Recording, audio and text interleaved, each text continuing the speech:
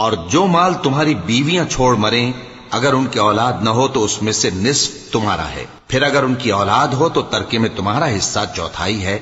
लेकिन ये तकसीम वसीयत की तामील के बाद जो उन्होंने की हो या कर्ज के अदा होने के बाद जो उनके जिम्मे हो की जाएगी। और जो माल तुम मर्द छोड़ मरो, अगर तुम्हारे औलाद न हो तो तुम्हारी बीवियों का उसमें चौथा हिस्सा है। फिर अगर तुम्हारी औलाद हो तो उनका 8वां हिस्सा है। ये हिस्से तुम्हारी वसीयत की तामील के बाद जो तुमने की हो और अदाए कर्ज के बाद तकसीम किए जाएंगे। और अगर ऐसे मर्द या औरत की मीरास हो जिसके न बाप हो न बेटा मगर उसके भाई या बहन हो, तो उनमें से हर एक का छठा हिस्सा है। और अगर एक से ज्यादा हो तो सब 1/3 में शरीक होंगे। ये हिस्से भी बाद अदाए वसीयत और कर्ज बशर्ते कि इनसे मैयत ने किसी का नुकसान न किया हो तकसीम किए जाएंगे। ये अल्लाह का फरमान है और अल्लाह निहायत